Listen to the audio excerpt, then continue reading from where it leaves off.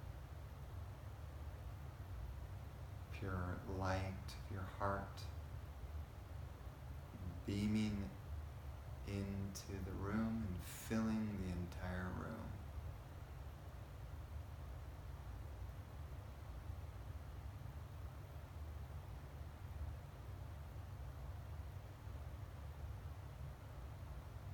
All the people, all the beings in the room are touched by that light, blessed.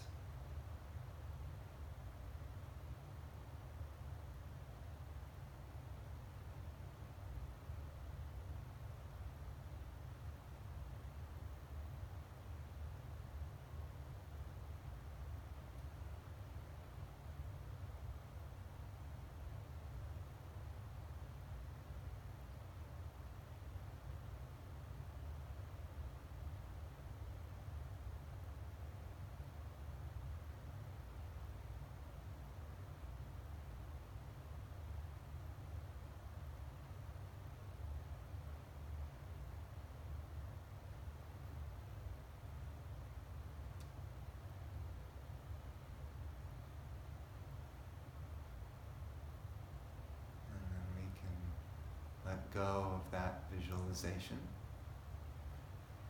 Relax.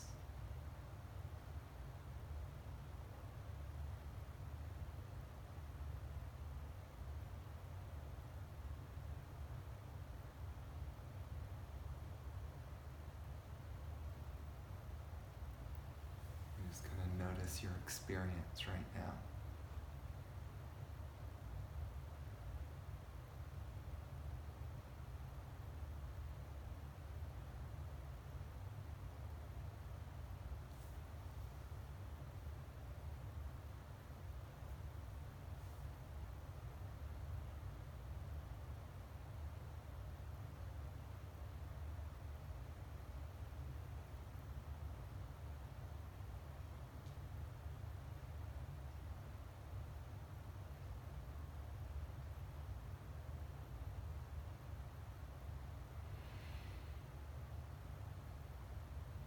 Also, if anyone would like to comment on their experience of any of that, you're welcome to share.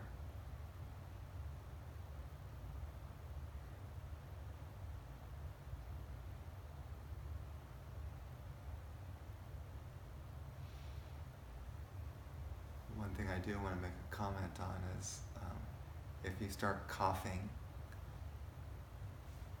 which so often people do in a gathering, oftentimes it is a sign of releasing something or purifying something. It's not a coincidence, because it's happened so often. I've seen it. We'll go through all kinds of strange, what I call purifications. In order for the energy to build in your system, there has to be room for it to awaken. But if we're just filled with all these other negative emotions, there's no space. So one of our jobs is to release the negativity so that there is space for the mantra to arise within. And this, for me, has been sort of an ongoing quest, is to kind of turn over every single stone of negativity inside my own being to see where the ego is hiding. And it means very self-honest with my issues. And there's a lot. And 1% of your issues are in your conscious mind. 1%. The other 99% of your mind and all of your karmas and your issues are hidden underneath the surface. Similar, if you've ever seen an iceberg. Did you ever see one of the pictures of an iceberg and you could see the top and then you could see the iceberg underneath the water?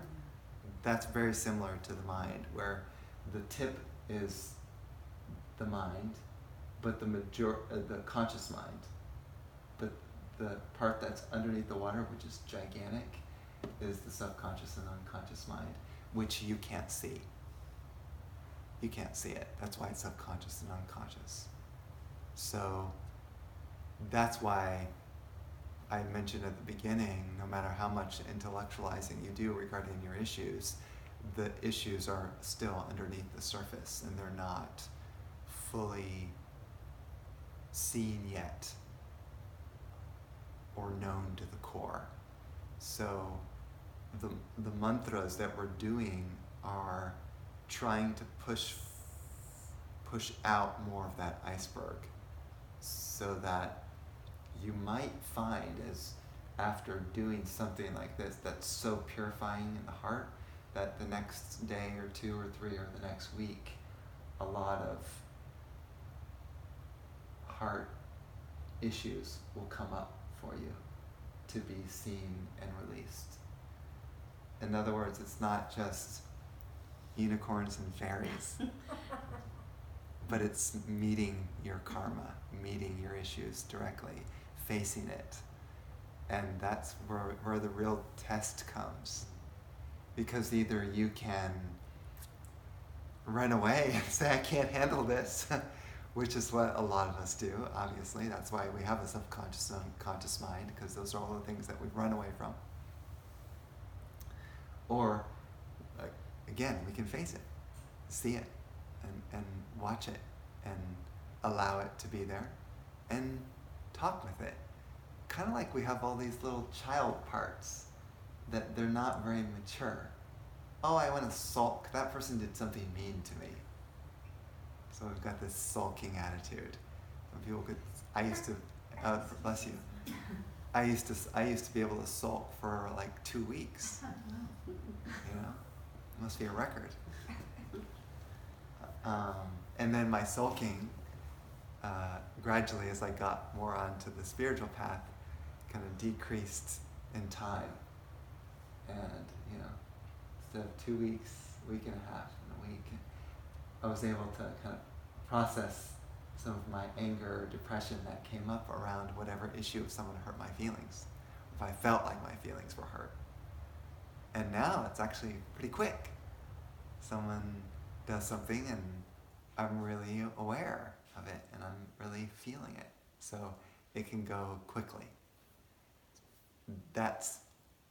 You can become a master at seeing your karma and being present with your karma and opening to it passing through.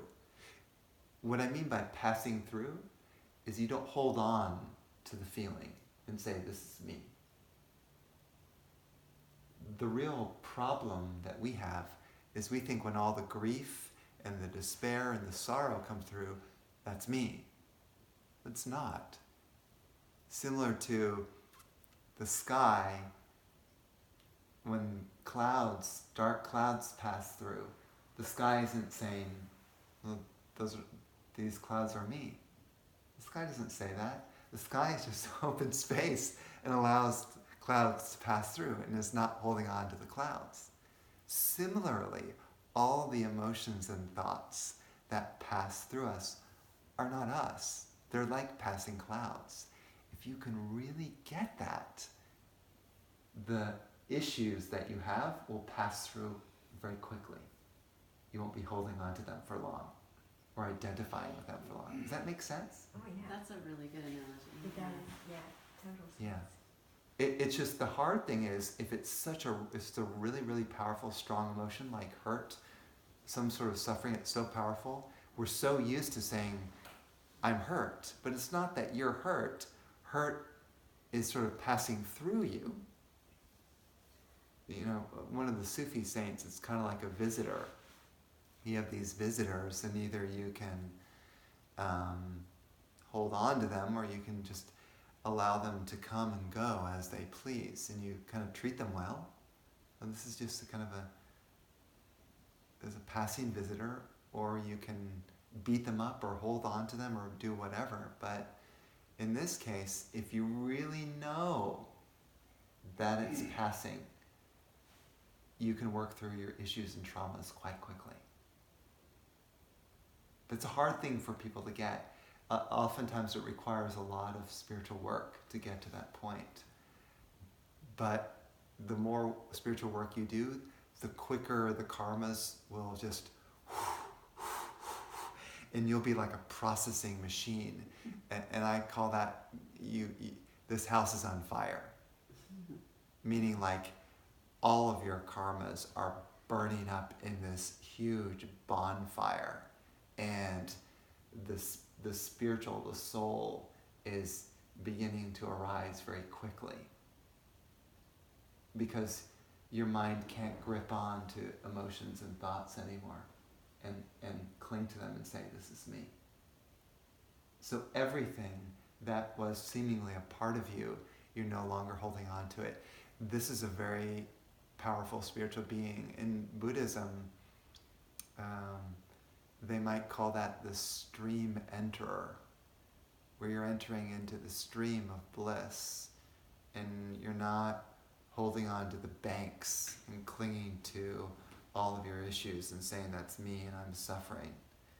It's just you're flowing with it and no longer holding on to things, no longer holding on to the mind or to me and personalizing everything.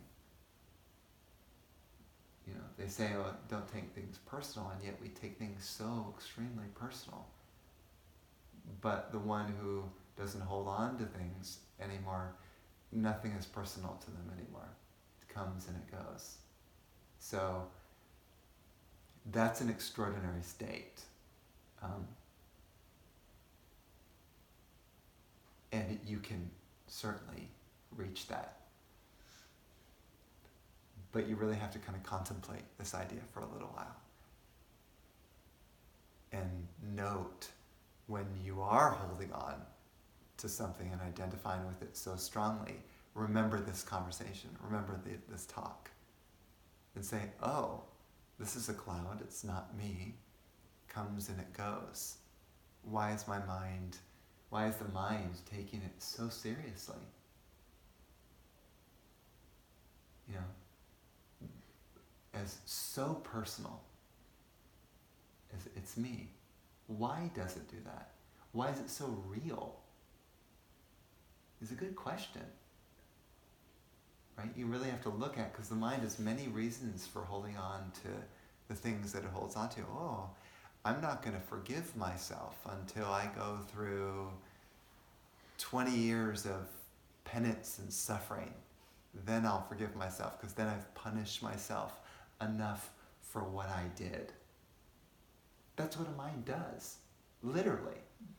I can speak from my own personal experience. The mind has a timeline. Once I have beaten myself up enough, 10, 20 years, then after I've beaten myself enough, I finally have suffered enough where I can finally forgive myself. Imagine you sentenced yourself to 20 years of hell when you could just let go right now and say, I'm human. I'm allowed to make mistakes. Everyone makes mistakes. You know, I'm learning as I go. Why do I have to be perfect? In fact, mistakes are actually really good for learning and growing. If I spent my whole life trying to avoid mistakes, I'd be walking on eggshells everywhere, hoping that I didn't make a mistake. Always in worry. Why can't I just let go and flow with my life and allow the humanness to come out and make mistakes? It's okay. Like that sort of contemplation starts to loosen things a little bit and give yourself a little bit of leeway, and then guilt doesn't hold on so much. These are the types of discussions you can have with yourself. You know? But, when you talk about the, for example, the dark clouds Yeah. passing, and to let them pass, let them go, Mm. is there a mechanism that you think of when you make that switch to not focus on them and to let them go? Yeah. Or is there another part of our mind that we can get help from in doing it? Yeah, that's a good question. What I'm explaining to you is the mechanism. Because it's easy to say, oh, this thought or this emotion is a passing cloud, and yet it continues to hold on to you for weeks, and you get depressed for weeks. Literally, that's what happens to people in the doldrums or something. What's the mechanism that really makes that switch, right? And I'm telling you, you have to talk to your mind. You have to have a sort of dialogue and a conversation about why, Mr. Mind or Mrs. Mind, are you really taking this so seriously?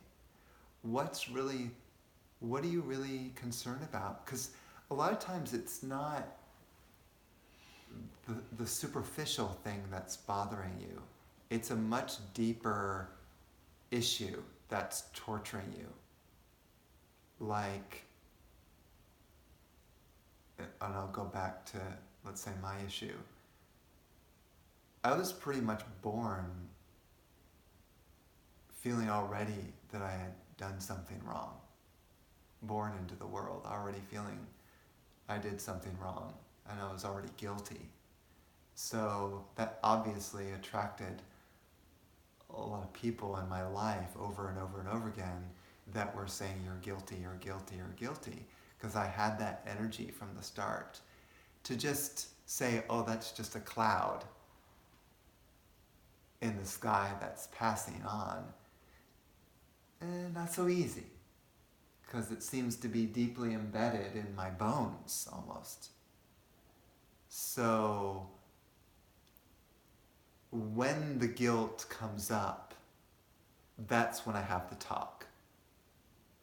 Because if I'm trying to talk to a place, but I'm not really connected to where the guilt's coming from, or it's not coming up for me right now, it's hard to have a dialogue with that part.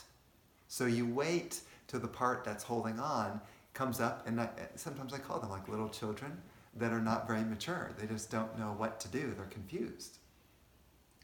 And I start to have a talk with that boy and say, you know, what's wrong? What's going on? And, oh, it feels like I did something wrong and I shouldn't have done that. And say, well, why do you feel you can't make mistakes? Is it because people get mad at me? Well, what's wrong with the person getting mad at you? Well, because I feel like they don't love me. Why do you need their love? Well, because I feel unloved. Because I feel like actually I'm a bad person. Why are you a bad person? Well, because I've done a lot of things that are wrong.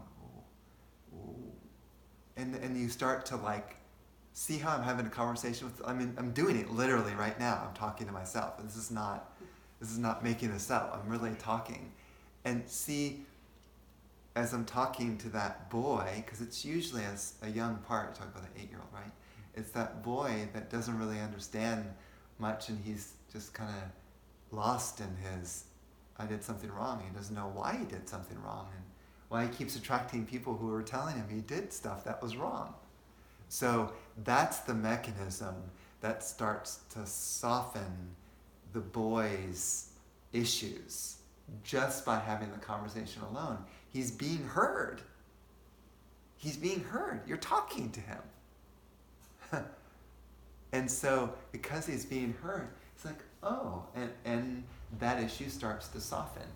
You may not be able to fully get to the absolute core of why that thought clings to you, why the cloud clings to the sky, or whatever it is, it's like, but as you start to do your spiritual work and practices, the different tendrils of that issue will come up in your system. So you'll be able to have dialogues at different times and different healing practices, because everyone has different healing practices. Some people do hypnotherapy, psychotherapy, some people do sound baths, some people come to gatherings like this, whatever it is that you do to heal yourself. There's no one mechanism that you use to heal. It's everything that you're doing that is designed to heal that. But just the statement of, I want to heal the deep-seated guilt that's inside me, will start to bring up situations that will trigger that, so that I can see it more clearly and have a dialogue with that part so I can heal it. So anyone who triggers the deep-seated emotion and problem or issue inside you, that person is a great gift to you in this life. They're giving you something where you can go deep inside. Because if you, remember I was talking at the very beginning, if I didn't have that intimate relationship, I would have never reached down to the depths of my problems to see where I feel guilty. If I surround myself with everyone who says, Brian, you're right, and you're great, you're fantastic, and you're doing everything right, I'm never going to get in touch with that boy who feels that he's wrong. You see? So maybe part of the answer to your question, the mechanism, is to be in situations where people trigger you, so you can see it more That's clearly. pretty easy. Right? Probably pretty easy, right? Pretty easy. Bound to happen. Yes? I think one of the other scenarios that I know helped me was when you were talking about why did that person get angry, you gave that storyline. And if it's an irrational reaction, right there you can go, well, they don't have the tool sets, or there's something wrong, and I know I did that in my past, that they did the best they could, but for whatever reason they're damaged, and so that's not something I should attach to my own self, that anger, that hate. And that was a big help for me. So many of the reactions that people have towards you are projections of their own issues onto you. So if that person who's yelling at you has been hurt in the past by many other people, and they're watching for things that you're doing that will trigger the same thing, and they'll yell at you for hurting, and they'll become defensive or whatever their issue is and attack you. So in one sense, you're dealing with the whole person's past relationships that are coming on to you. It's interesting, isn't it? Yeah, that's quite a package. Every person has it. Yeah. So for you to take it personally, it's not so personal anymore. It's that person has had time after time been hurt by all these other people, and so now it just happens that you're in the line of fire, and they're spewing their hurt and hatred and anger towards you because they feel they've been hurt by all these other people. Therefore, it's not so personal. But isn't just the fact that you're with that person that's projecting, it's something that you have to have a talk with in yourself too, because Yes. they wouldn't be there if you didn't need to see it, Yes. right? Yeah, well, what I'm saying is if the person's angry and saying, I'm doing all these bad things, we have to look to say, okay, well, where do I take responsibility for if I did do anything that's wrong, and own up to that, of course, but then a lot of it, you didn't do. Okay. A lot of it you actually didn't do. And so you have to be really self-honest and say, oh, so I could either be guilty and feel bad about myself, but if that's my habit and pattern of automatically feeling guilty, then I need to look at the guilt. And for me, it was not necessarily so much about their anger at me, but more about the guilt that I was feeling. That was the reaction that was bringing out to me that I had to look at. Why do I feel always that I've done something wrong? A person could say the littlest thing. A friend could come up and say, oh, you didn't wash the dishes right. And I felt, I feel so bad. I feel guilty. I didn't do well enough washing the dishes or something. And it's like a little pang of guilt. Why is that? Where does that come from? Because it taints everything. Any criticism someone has towards me, automatically I feel guilty and I did something wrong.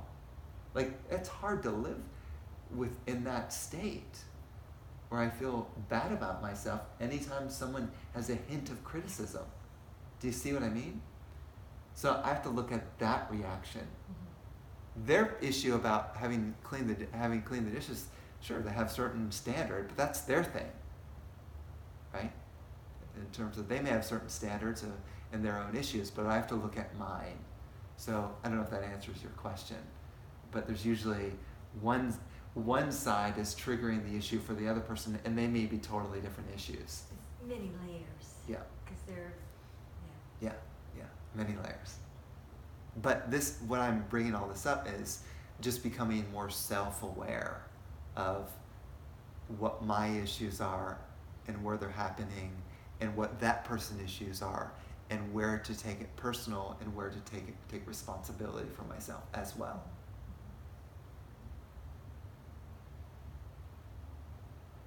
So, these are deep things, but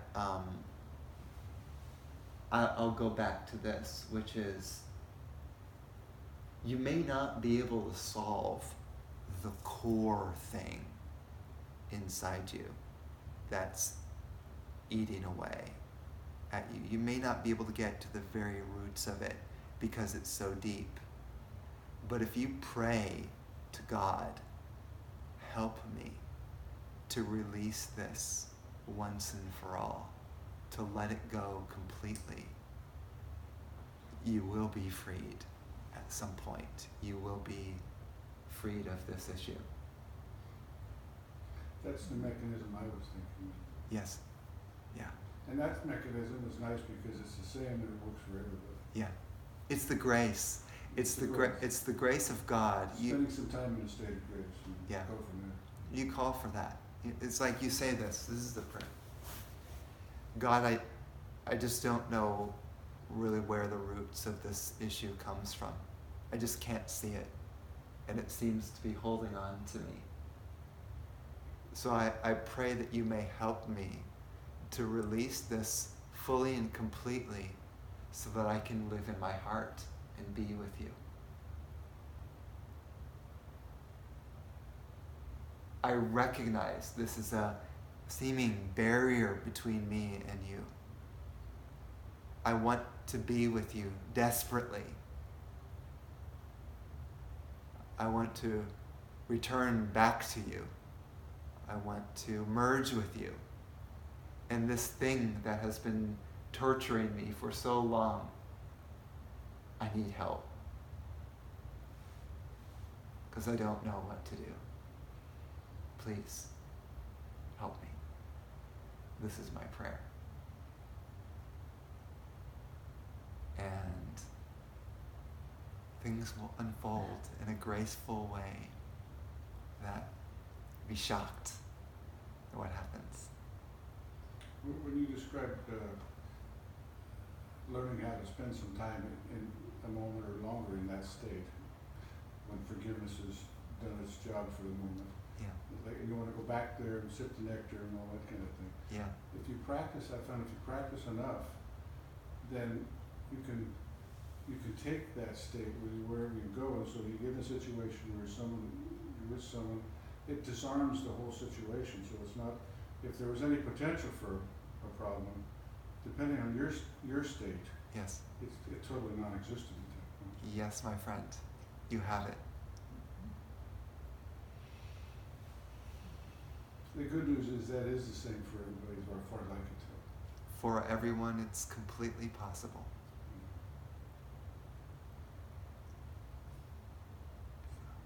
Okay. We're going to conclude. These final mantras are in honor of Sri Sri Sri Swami Purna Maharaj, whose picture is behind me. Candle is lit for him. He is the one who has inspired me to be here and to hold these gatherings. He's my spiritual guide. So I honor him in every gathering with my heart and with a candle and a picture and some flowers as well. Hopefully we have some flowers. So just allow these final mantras to wash over you. Feel connected into them.